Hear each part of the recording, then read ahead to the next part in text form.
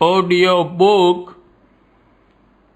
वाङ्मय 13 गायत्री की पंचकोशी साधना एवं उपलब्धियां। चैप्टर 16 भाव संवेदनाओं का भांडागार, कारण शरीर। सामान्य बुद्धि काया को ही अपना समग्र स्वरूप मानती है और उतने तक ही प्रसन्नता को सीमाबद्ध रखती हैं।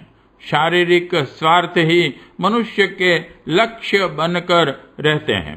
उसी को अपना समग्र स्वरूप मानते हुए सोचने और करने की परिधि सीमाबद्ध कर लेते हैं।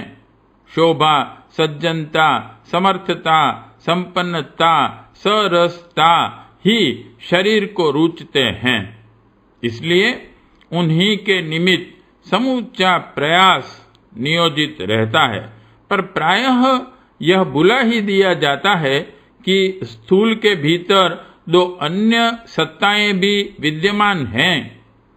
सूक्ष्म शरीर को मोटे रूप से समझने के लिए चेतना के उस पक्ष को आधार मानना पड़ेगा जिसे कल्पना या विचारणा कहते हैं। कुशलता, चतुरता भी स्वभाव और रुझान इसी स्तर के साथ जुड़ा हुआ है। शिक्षा, अनुभव, अभ्यास के आधार पर विचार तंत्र का उत्कर्ष किया जाता है। इस दिशा में प्रगतिशील व्यक्ति को पैनी सूझबूझ वाला, चतुर, विद्वान आदि के नाम से जाना जाता है। यह शरीर के साथ संचित कल्मशों के बंधनों से भी बंधा रहता है। इसीलिए उसकी दौड़ धूप, कल्पना, इच्छा प्रायः बहिरंग जीवन के निमित्त ही क्रियाशील रहती हैं, जबकि मस्तिष्कीय गतिविधियों को कायिक निर्वाह के लिए सोचने और साधन जुटाने में संलग्न पाया जाता है। कारण शरीर का तत्व ज्ञान तो बढ़ा चढ़ा है, पर उसे सामान्य परिचय में भाव संवेदना कह सकते हैं। भावना, आस्था, प्रेरणा, साहस, विश्वास, आदर्श जैसे तत्व इसी क्षेत्र में उभरते हैं। किसी को महामानव स्तर तक विकसित करने की अलौकिकता इसी क्षेत्र में उभरती है। उसकी विकसित स्थिति इतनी समर्थ है कि एकाकी निर्धारण कर सके, अकेला चल सके, आदर्शों के लिए कठिनाइयों को सहन कर सके, बिना डगमगाए उच्च लक्ष्य तक पहुंच सके। योगी, तपस्वी, मनीषी, सुधारक, सृजेता इसी स्तर के होते हैं, जो मात्र उत्कृष्टता की दिशा में ही कदम बढ़ाते हैं।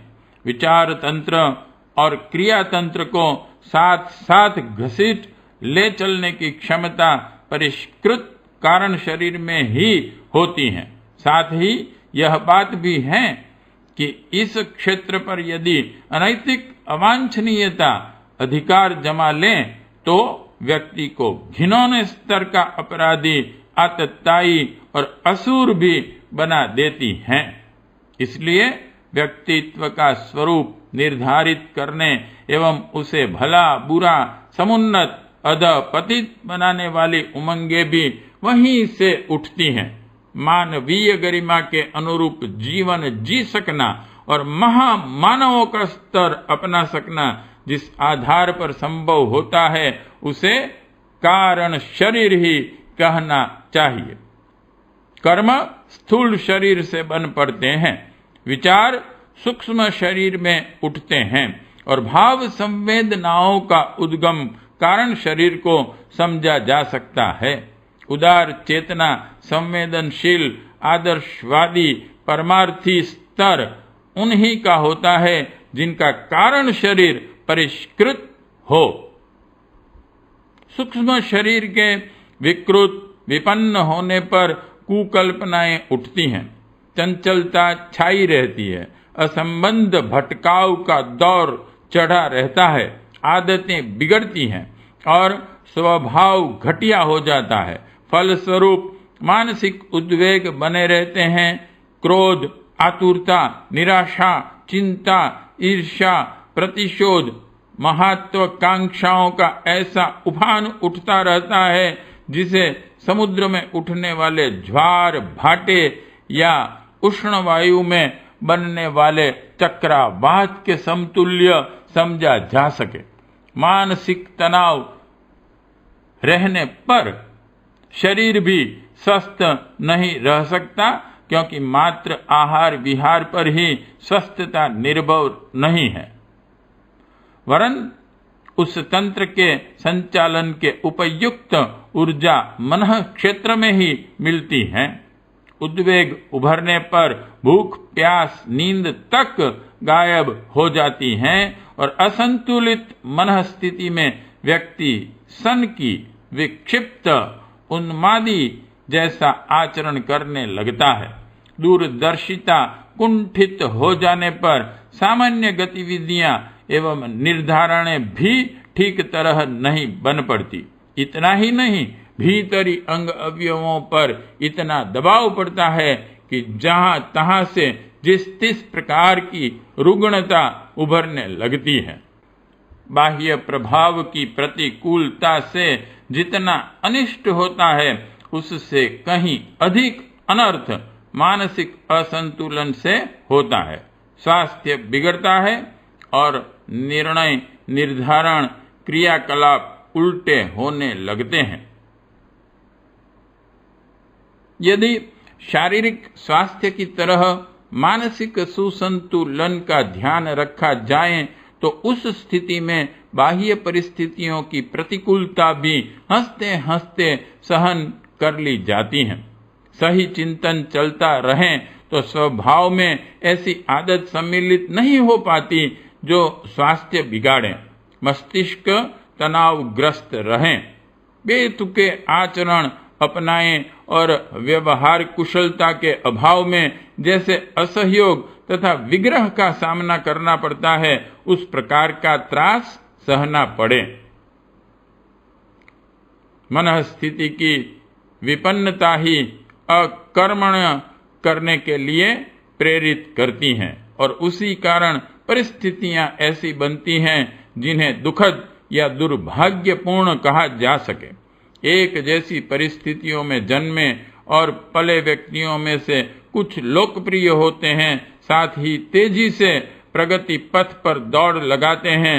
चुंबक अपने प्रभाव से लोह खंडों को घसीटकर अपने साथ चिपका लेता है, उसी प्रकार विचारशील व्यक्ति अपने सही चिंतन को सद्गुणों में बदलता है और सद्गुणी के लिए चिरस्थायी सम्मान एवं सहयोग सुरक्षित रहता है।